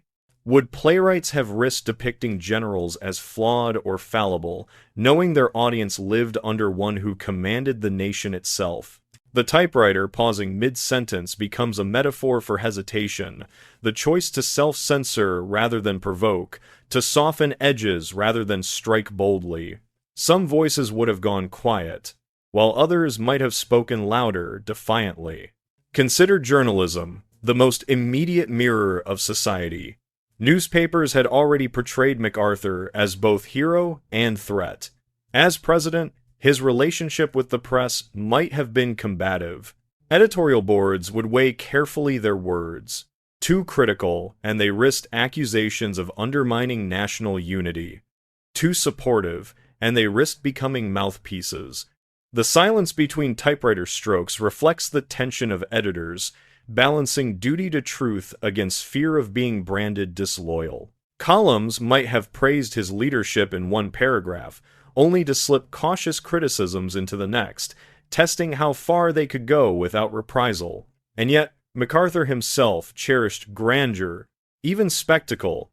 He might have relished the arts that elevated his image, perhaps commissioning parades, encouraging patriotic cinema, or praising writers who exalted America's destiny. For many citizens, this would have provided comfort, a sense of continuity between the battlefield and the home front, a feeling that the sacrifices of war now found expression in peace. Children might have read textbooks filled with his speeches, their margins adorned with images of soldiers and flags. Schools, theaters, and newspapers would become part of a national chorus, harmonizing with his vision. But harmony often conceals dissonance. Beneath the surface, underground voices might have thrived. Beat poets scribbling in coffee houses, painters layering canvases with dark strokes, folk singers strumming songs of protest. These could have emerged in sharper relief, shaped by resistance to the stern atmosphere of a soldier president. Every act of defiance would gain symbolic weight. Every poem or song a lantern of freedom flickering in the cultural night. The typewriter's pause might then be followed by a sudden burst of keystrokes, rapid, insistent, words pouring out in rebellion against silence. Imagine a novel written in those years, its protagonist, a soldier struggling to find individuality in a world of conformity. Or a film portraying a family torn between loyalty and doubt, its final scenes unresolved. These works, subtle or overt, would reflect the unease of a society balancing admiration and fear. Critics might have read them as commentaries on MacArthur himself. Whether intended or not, their interpretations shaping the broader conversation about art and politics. The typewriter thus becomes more than an instrument. It is the heartbeat of culture, sometimes steady, sometimes halting, sometimes racing with urgency. Under MacArthur's presidency, its rhythm would have been altered faster when inspired by patriotism, slower when burdened by caution, louder when striking against the grain. The sound of its keys, echoing in offices, newsrooms, and homes, captures the struggle of a nation deciding how to express itself under the watchful eye of a general. And then, from that clattering typewriter, another sound emerges, soft jazz carried through the night air, a trumpet's note bending, a saxophone improvising against the rhythm of drums. It is the sound of resilience, of voices refusing to be contained, of culture finding ways to breathe even when pressed. The music drifts through open windows, into crowded clubs, onto radios tuned low. It carries with it both joy and defiance, reminding us that even under the sternest order, imagination slips free. The jazz fades into the fog of memory, and within that fog, another image emerges. Cargo planes landing in misty airstrips, engines humming, lights blinking through the darkness, the world turning again to Europe, and the crises that demanded America's hand. The jazz fades, its final notes dissolving into the night, and in their place comes a deeper hum, the low thunder of engines cutting through fog. Cargo planes descend onto misty airstrips, their landing lights piercing the gray, their wheels skidding against wet tarmac. The air smells of fuel and frost, the sound of propellers echoing over fields lined with waiting trucks. It is Berlin in 1948, a city divided, starving, its survival hanging on wings of aluminum and the determination of allies. In our history, Truman answered Stalin's blockade with the airlift, a feat of endurance that supplied food and coal without firing a shot. But in the alternate world of President Douglas MacArthur, the hum of those planes might have been accompanied by something sharper, something more dangerous. MacArthur's instincts lean toward confrontation, not patience. Where Truman saw in the blockade an opportunity to demonstrate resolve without war, MacArthur might have seen an insult, a direct challenge to be met with strength. Imagine him in the Oval Office, maps of Europe spread across the desk, advisors warning of risk. His voice cuts through the room. "We will not merely feed Berlin, we will break the blockade." In those words, the course of history bends. Perhaps American convoys would have rolled directly toward Soviet checkpoints, escorted by armored vehicles, their flags flying defiantly. A single standoff, a single shot, and the Cold War might have erupted into hot war years earlier than it did. Or perhaps Stalin, faced with MacArthur's reputation for audacity, would have flinched, withdrawing his forces sooner than he dared with Truman. The fog around those airstrips thickens with uncertainty, each possible action hidden until revealed by the headlights of history. The image of the cargo planes themselves offers another path. MacArthur might still have permitted the airlift, but with a different tone, not as Truman's quiet demonstration of perseverance, but as a spectacle of dominance, larger fleets, more publicity, perhaps even military escorts flying overhead. Where Truman relied on patience, MacArthur might have turned the airlift into a theater of strength, his rhetoric framing each landing not as survival but as victory, proof that America would never yield. To Berliners shivering in their apartments, the message might have been comforting. The general president would not abandon them. But to the Soviets, the message could have felt like provocation, a challenge they could not ignore. Europe's capitals would have reacted with mixed voices. In London and Paris, leaders might have felt reassured by MacArthur's firmness, grateful for his refusal to bend, yet whispers would also have carried unease. Was this a partner they could trust, or a commander who might drag them into war without warning? The bells of Europe, which earlier tolled for unity, now toll with anxiety, their echoes mingling with the drone of aircraft engines. Each strike of the bell seems to ask the same question: is this the sound of peace preserved or the prelude to war? Within Berlin itself, the atmosphere would have been electric. Crowds gathered at Tempelhof and Gatow airfields, watching as planes landed one after another, their cargoes unloaded with tireless urgency. Under Truman, the airlift became a symbol of endurance. Under MacArthur, it might have felt like the forward edge of battle, the city transformed into a front line rather than a lifeline. Berliners, already caught between despair and defiance, might have lived each day with a sharper edge of fear-hope carried in sacks of flour, dread whispered in the roar of engines that could one day bring not food, but fire. And beyond Berlin, other crises beckoned. Greece and Turkey stood on fragile ground, their governments under pressure from communist movements. Truman had declared his doctrine, pledging aid to nations resisting subjugation. MacArthur might have embraced this doctrine with greater fervor, perhaps even with military presence. American troops marching in Athens, American advisors drilling Turkish battalions, the Mediterranean becoming another stage for confrontation. The hum of planes in Berlin echoes across seas, carried into every port where the Cold War tested its edges. The cultural memory of America would have been altered as well. Instead of recalling the Berlin airlift as a triumph of patience, citizens might remember it as the first great clash of wills, a moment when their president stared down Stalin and dared him to resist. Children listening to radio reports might hear not only the stories of candy parachutes dropped for Berlin's youth, but also the rhetoric of a leader who spoke of destiny and defiance. The hum of engines, the tolling of bells, the roar of speeches, these would have blended into a national memory of vigilance, sharper and more martial.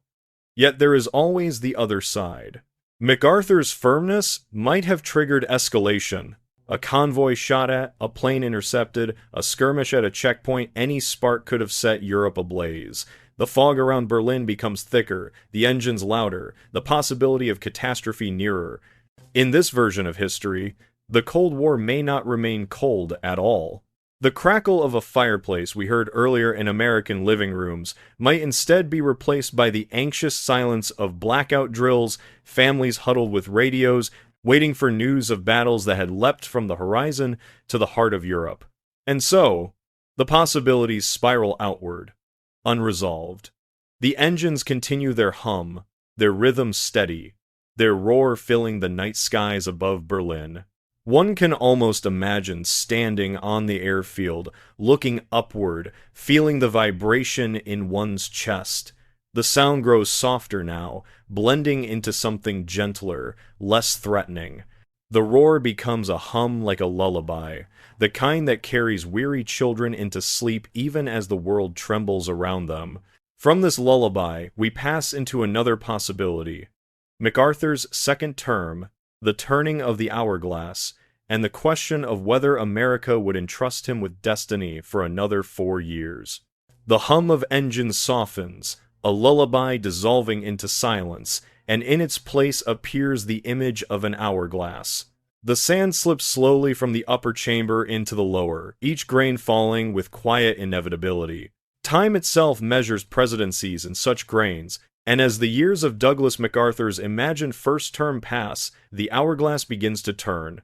It is 1952, and the nation must decide once more whether to entrust its future to the General President, to let him guide the Republic through another 4 years, or to seek a different path. The sound of a single grain striking the pile below echoes like a bell, marking not only the passage of time but the weight of choice. By now, America under MacArthur would have been shaped by his presence, stern, commanding, unyielding. The Cold War's contours would bear his imprint. Asia and Europe balanced precariously by his policies, domestic life infused with his vision of discipline and unity. Some citizens would have embraced this order, finding in it comfort against the anxieties of a dangerous world. Others would have grown weary, longing for the softer voice of a civilian leader rather than the unrelenting cadence of a commander. As the hourglass empties, both admiration and fatigue mix in the minds of voters. Imagine the campaign of 1952 under his banner. The Republican Party in our true history nominated Eisenhower, another general beloved for his calm and steady hand. But in this alternate story, MacArthur himself holds the office, and the question is not whether to choose a general, but whether to keep this one. His speeches would ring with the same lofty phrases of destiny, reminding the people of his victories, warning them of the dangers still looming. The world remains a battlefield, he might say, his voice solemn, and only through vigilance can freedom endure.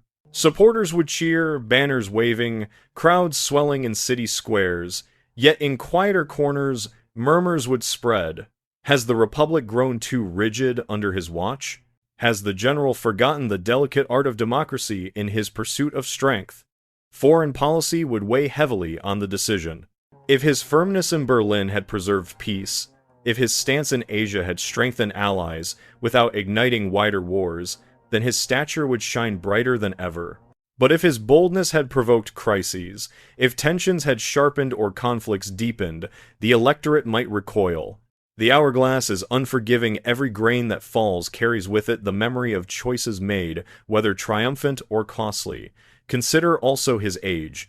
By 1952, MacArthur would have been 72, his hair silver, his stride perhaps slower, but his presence still formidable. Would Americans see in him the wisdom of experience or the weight of age?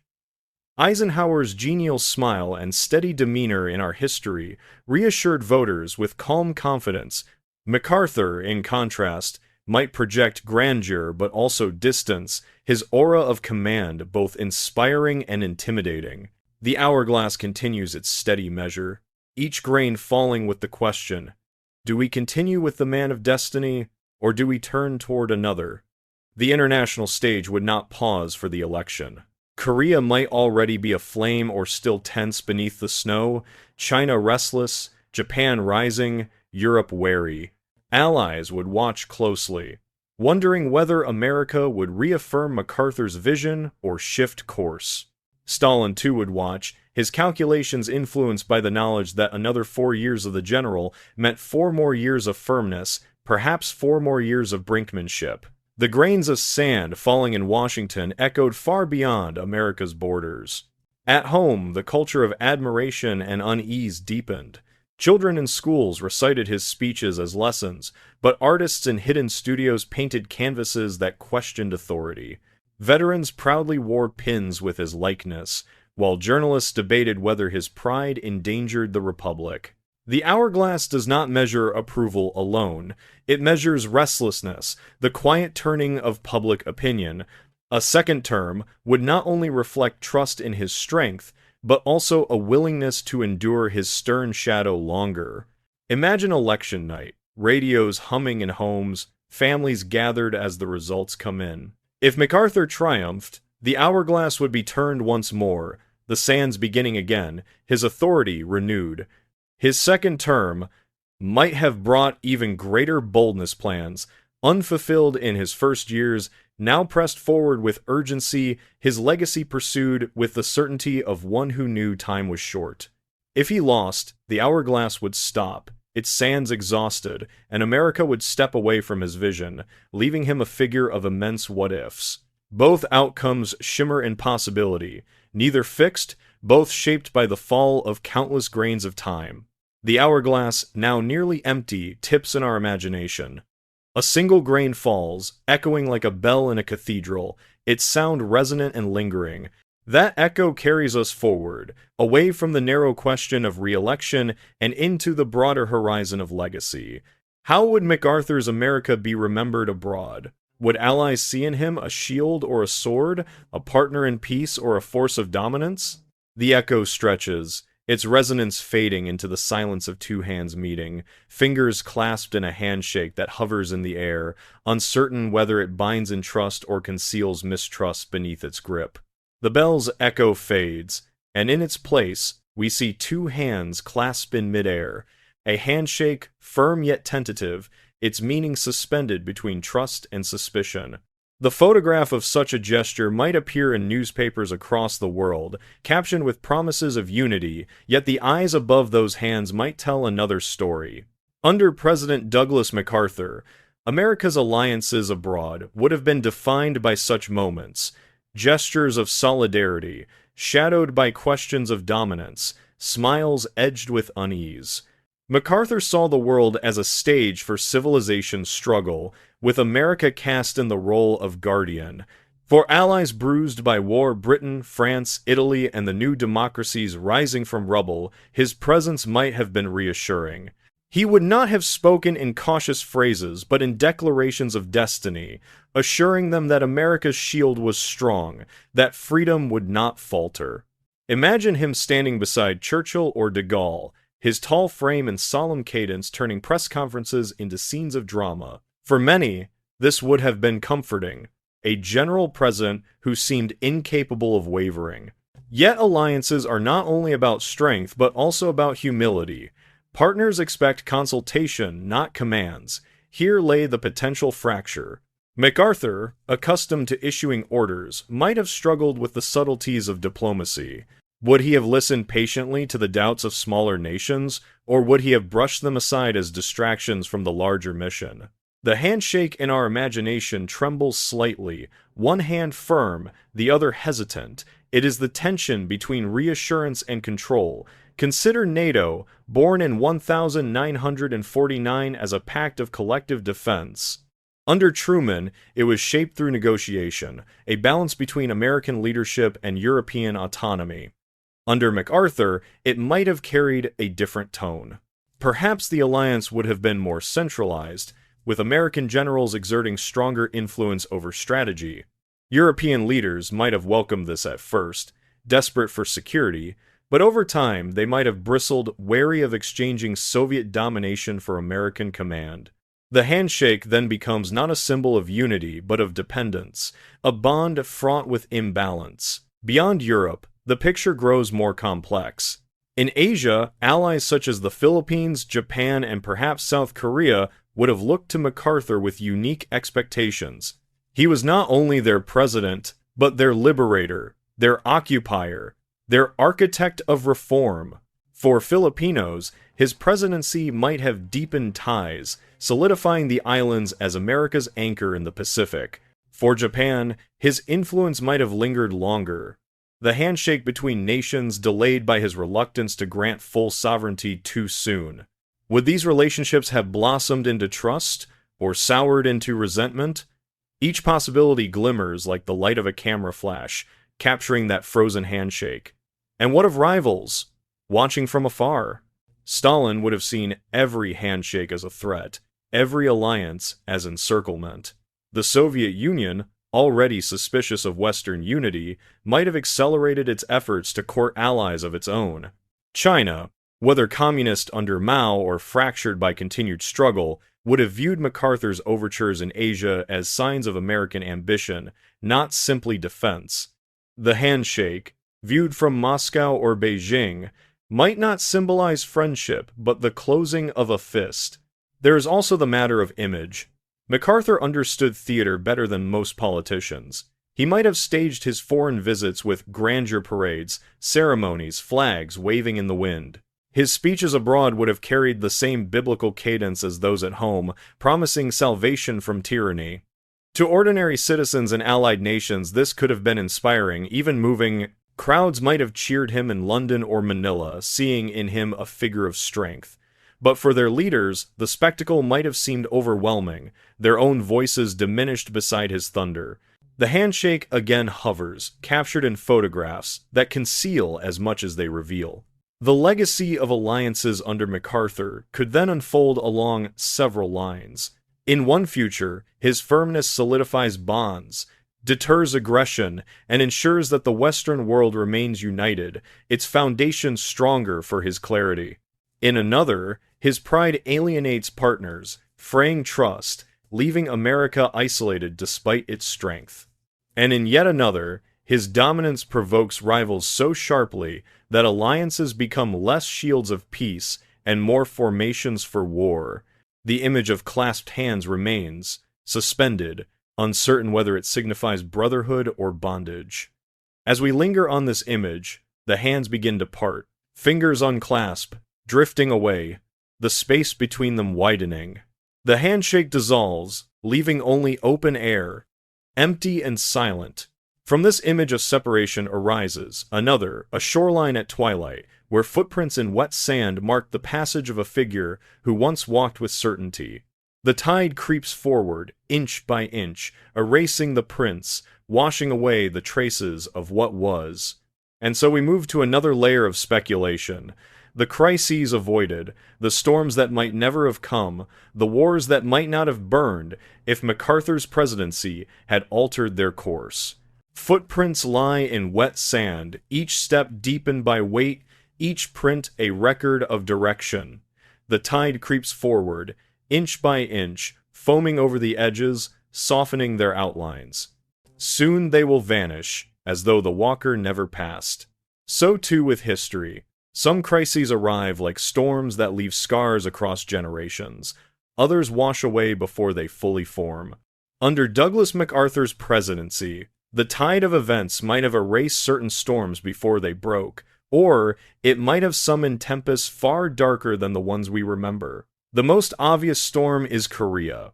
In our timeline, war erupted in 1950 when North Korean forces crossed the 38th parallel, dragging the United States and its allies into 3 years of brutal conflict. Truman, reluctant yet resolved, committed forces under the United Nations, eventually clashing with MacArthur himself over the limits of war. But if MacArthur had been president from 1948, the story might never have unfolded in the same way. He might have fortified the South earlier, strengthening its defenses with more American troops and greater supplies, discouraging Kim Il-sung from ever attempting invasion. The footprints of war might never have been pressed into the sand. Yet the tide does not only erase, it reshapes. MacArthur's assertiveness might also have provoked the opposite outcome, encouraging Kim and his Soviet patrons to strike sooner, fearing that delay would doom their plans. In that case, Korea's storm might have come not in 1950, but in 1949, before the United States was fully prepared, and before nuclear deterrence had matured. The tide rushing forward would not have been gentle but violent, sweeping away balance before it could settle. Another crisis lingers in the Middle East. In 1948, Israel declared independence, and war followed immediately with its Arab neighbors. Truman recognized the new state swiftly, despite objections within his cabinet. MacArthur, had he been president, might have viewed the conflict through his lens of order and confrontation. Would he have supported Israel as a strategic foothold, or hesitated, wary of entangling America in ancient struggles? The tide of history leaves this question unresolved. Perhaps his military instincts would have favored a firm stance, securing alliances in a volatile region. Or perhaps his fixation on Asia and Europe would have drawn his attention elsewhere, leaving the sands of the Middle East less marked by American prints in those years. The broader Cold War itself might have unfolded differently. Crises such as the arms race, the contest for influence in Africa and Latin America, the rise of espionage, all of these might have taken sharper or softer turns depending on MacArthur's choices. Perhaps his firmness would have convinced Stalin to act more cautiously, avoiding confrontations like those in Berlin or Korea.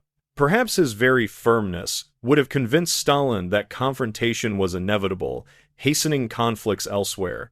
The footprints in the sand are ambiguous, some leading to calmer shores, others swallowed by waves of fire. But there is another possibility, subtler and more haunting. The crises that never came because MacArthur was too bold. What if his willingness to brandish nuclear weapons deterred aggression entirely, keeping the Cold War cold? In this vision, the great wars of the mid-20th century end in 1945, and the decades that follow remain tense but bloodless, a fragile peace held together by fear and clarity. Millions of lives spared, millions of footprints never pressed into sand. It is a possibility both hopeful and chilling, for it depends on the gamble of deterrence, a gamble that might just as easily have ended in catastrophe. The image of the tide helps us feel this fragility. Each wave approaches with a hiss, erasing some prints, leaving others half visible. The beach becomes a palimpsest of choices, some clear, some gone, some altered beyond recognition. Under MacArthur's presidency, the crises of our history might have been softened or replaced, their outlines blurred by his firmness or sharpened by his pride. Which storms would have gathered, which skies cleared, cannot be known. What can be felt is the uncertainty itself, the sense that history is less a path than a shoreline, always changing with the tide. Listen closely, and the tide carries another sound with it. At first it is only a murmur, then a rumble, then the low roll of thunder far out at sea. Lightning flickers faintly on the horizon, illuminating clouds that have not yet reached the shore. Some storms approach but never land, others strike with sudden violence. Under MacArthur, the storms of history might have been diverted, delayed, or accelerated. The thunder remains distant, unresolved, as rain begins to fall in a steady rhythm. Its patter on the sand washes away the last clear footprints, leaving only ripples in the surface. From this rain we move inward, toward a quieter image, a solitary figure writing by candlelight, his thoughts heavy, his pride immense, his sense of destiny unshaken. The rain falls steady, washing the last traces of footprints from the sand, until nothing remains but a smooth, glistening surface reflecting a dim horizon. Within this quiet, the image shifts inward, away from shorelines and tides, into a room lit by a single candle. The flame flickers gently, its glow casting long shadows across bookshelves, maps rolled in corners, and papers spread upon a desk. At the desk sits a solitary figure, Douglas MacArthur, not before crowds, not beneath banners, but alone with his thoughts. His face is etched by years of command, his eyes hidden behind dark lenses, his pipe resting unlit beside him. Here, in the solitude of imagined nights as president, we glimpse not the symbol of destiny, but the man himself. MacArthur was a figure of immense pride. He carried himself with the posture of someone who believed history had chosen him, that his life was more than a sequence of events but a pattern woven with purpose. Alone by candlelight, that conviction might burn even brighter, yet also weigh heavily. He had seen empires fall, cities leveled, lives extinguished by war. Perhaps in those private hours he would have felt the burden of leading not just soldiers, but a nation of millions. Pride could shield him from doubt in public, but solitude has a way of softening armor, of allowing questions to creep through. Imagine him writing in a journal, his pen moving slowly across paper. He writes, not orders or speeches, but reflections. He asks himself whether the Republic can truly be led with the firmness of command, whether liberty bends under discipline or is preserved by it. He thinks of Washington, the general who became president, who chose restraint over ambition. He thinks of Lincoln, whose solemn face bore the weight of war and freedom alike. In these comparisons, does he see himself as their equal or as someone greater, destined to surpass them?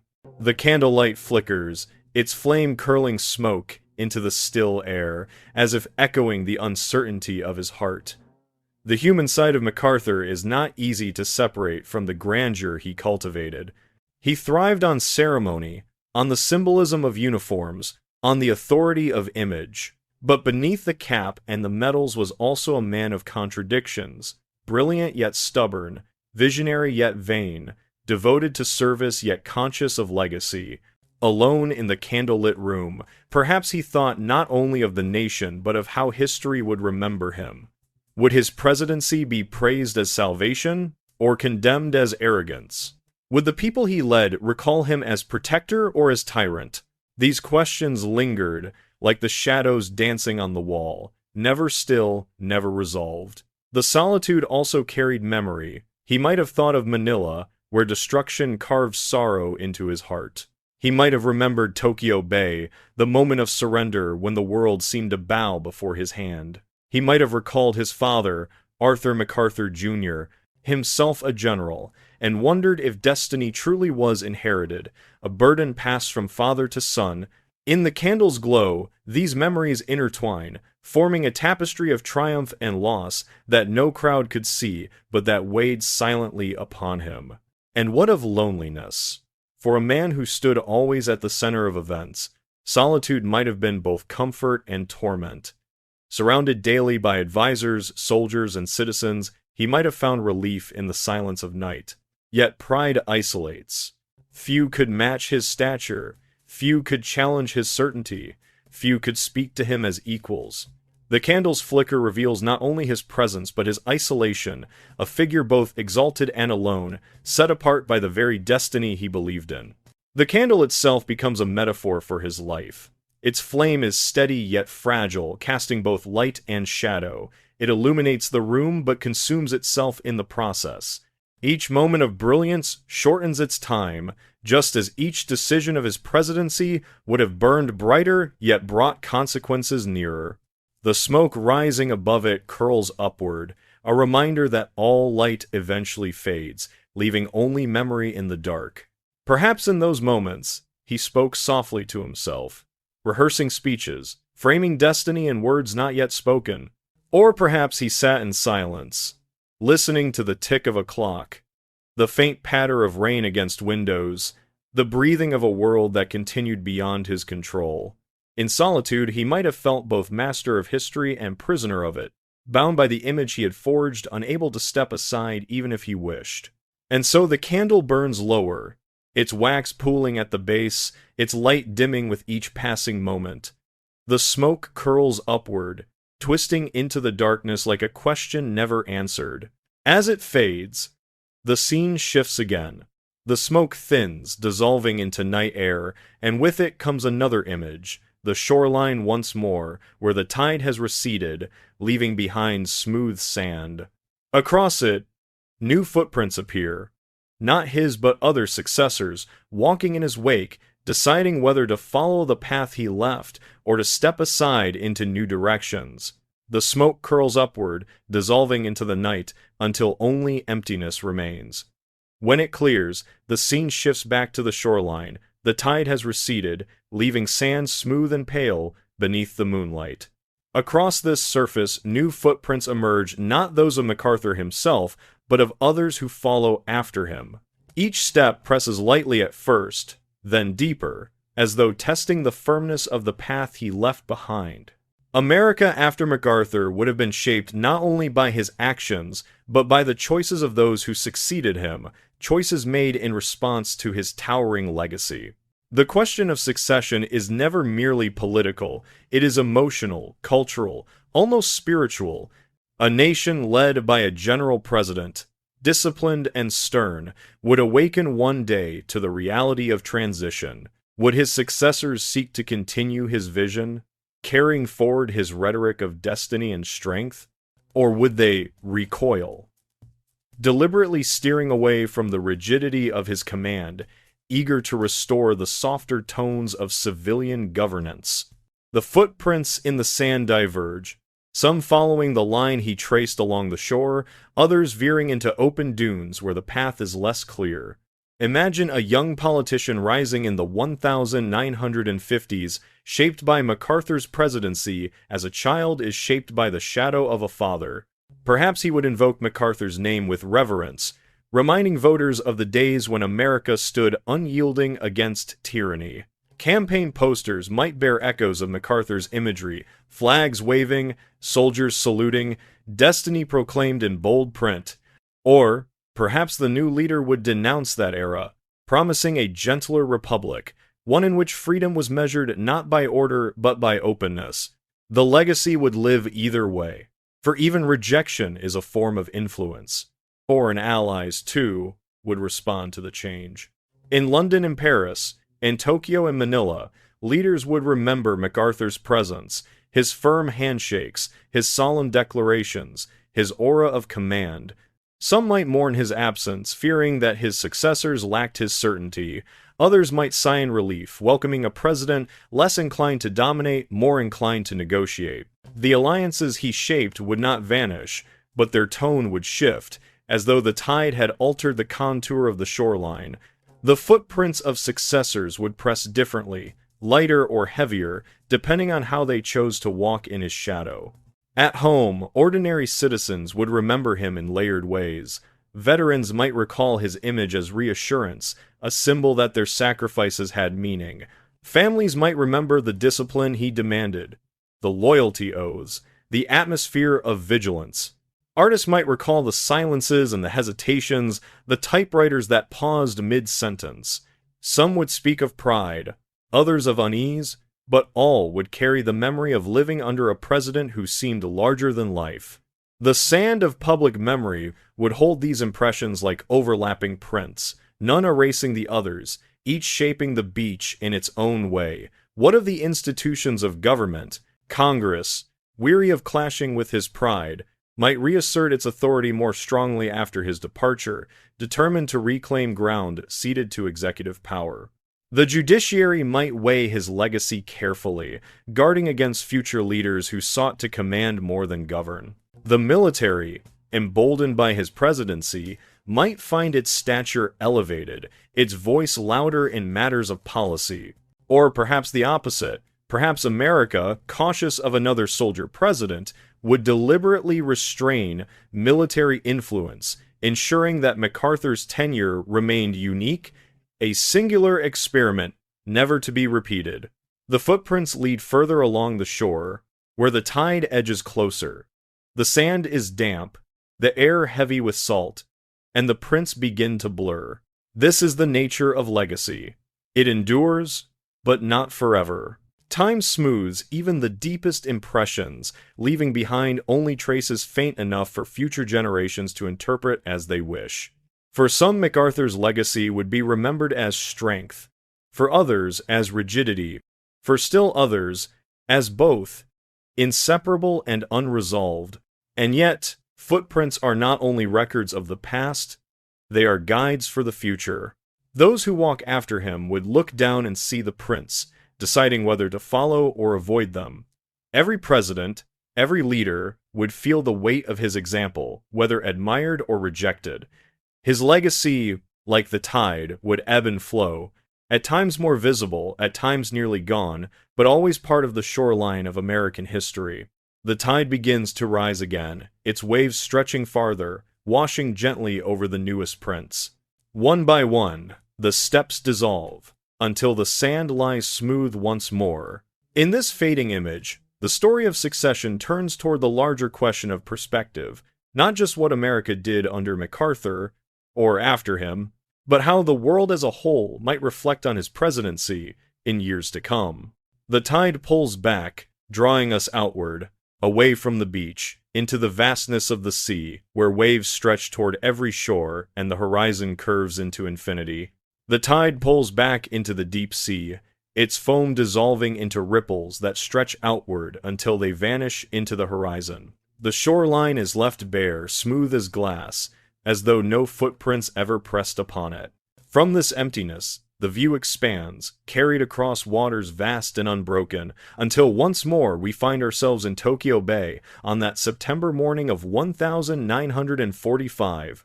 The deck of the battleship Missouri gleams in the sunlight, flags snapping in the wind, cameras poised to capture history. General Douglas MacArthur stands tall, pen in hand, as he oversees the surrender of an empire. The world, exhausted from war, breathes the fragile air of peace. In our true history, he stepped from this stage back into command, eventually clashing with Truman and fading from political possibility. But in our imagined story, he did not fade. He carried this moment forward into the Oval Office, bringing with him the grandeur of ceremony, the rigidity of command, and the conviction of destiny. What might the world have looked like had that path unfolded?